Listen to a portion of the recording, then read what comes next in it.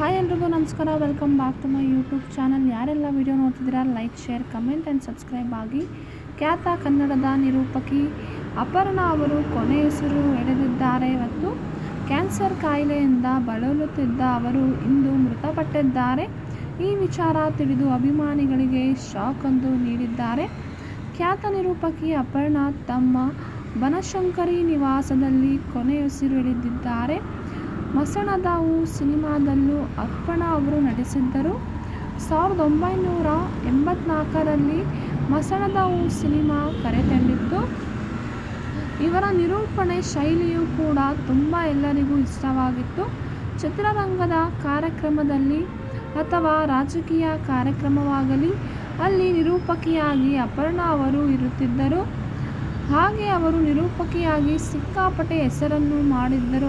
ಅಪರ್ಣಾ ಅವರು ಒಂದು ಇಂಗ್ಲಿಷ್ ಪದವನ್ನು ಬಳಸದೆ ಕನ್ನಡದಲ್ಲಿಯೇ ಯಾವುದೇ ಕಾರ್ಯಕ್ರಮವನ್ನು ಲೀಲಾಜಾಲವಾಗಿ ಮಜಾ ಟಾಕೀಸನ್ನು ಕೂಡ ಅದರಲ್ಲೂ ಕೂಡ ಭಾಗಿಯಾಗಿದ್ದರು. ಹಾಗೆ ಮಜಾ ಟಾಕೀಸ್ ಕಾರ್ಯಕ್ರಮ ತುಂಬ ಜನರಿಗೆ ಮತ್ತಷ್ಟು ಮನರಂಜನೆಯಾಗಿತ್ತು. ಕಳೆದ ಕೆಲ ದಿನಗಳಿಂದ ಕ್ಯಾನ್ಸರ್ನಿಂದ ಅಪರ್ಣಾ ಅವರು ಬಳಲುತ್ತಿದ್ದರು. ಇಂದು ಅಪರ್ಣಾ ಅವರು ಕೊನೆಯುಸಿರು ಎಳೆದಿದ್ದಾರೆ. ಹಾಗೆ ಕೇವಲ ಅವರು ನಿರೂಪಣೆಯಷ್ಟೇ ಅಲ್ಲ, ನಟನೆಯಲ್ಲೂ ಕೂಡ ಸೈ ಎನಿಸಿಕೊಂಡಿದ್ದರು. ಅಪರ್ಣಾ ಅವರು ಇದೀಗ 57 ವರ್ಷಕ್ಕೆ ಕೊನೆಯುಸಿರು ಎಳೆದಿದ್ದಾರೆ.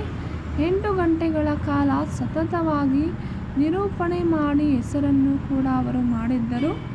ಖ್ಯಾತ ನಿರೂಪಕಿಯ ಸಾವಿನ ವಿಚಾರ ತಿಳಿದು ಇಡೀ ಚಿತ್ರರಂಗವೇ ಕೂಡ ಶಾಕ್ ಆಗಿ ಕೆಲ ದಿನಗಳಿಂದಲೇ ಅಪರ್ಣಾ ಎಲ್ಲಿಯೂ ಕಾಣಿಸಿಕೊಂಡಿರಲಿಲ್ಲ. ಹೌದು, ಕೇವಲ 51 ವರ್ಷಕ್ಕೆ ಅಪರ್ಣಾ ಅವರು ಇಹಲೋಕವನ್ನು ತ್ಯಜಿಸಿದ್ದಾರೆ. ಈ ಸುದ್ದಿ ನಿಜಕ್ಕೂ ಅಭಿಮಾನಿಗಳಿಗೆ ಶಾಕ್ ಆಗಿದೆ. ಅಚ್ಚ ಕನ್ನಡದಲ್ಲಿ ಇರುವಂತೆ ನಿರೂಪಣೆ ಮಾಡುವವರು ಮತ್ತೊಬ್ಬರಿರಲಿಲ್ಲ. ದೂರದರ್ಶನ ದಿನಗಳಲ್ಲೂ ಜನರಿಗೆ ತುಂಬ ಹತ್ತಿರವಾಗಿದ್ದರು. ಅಪರ್ಣಾ ಅವರು ಪೂರ್ತಿ ಹೆಸರು ಅಪರ್ಣಾ ವಸ್ತಾರೆ.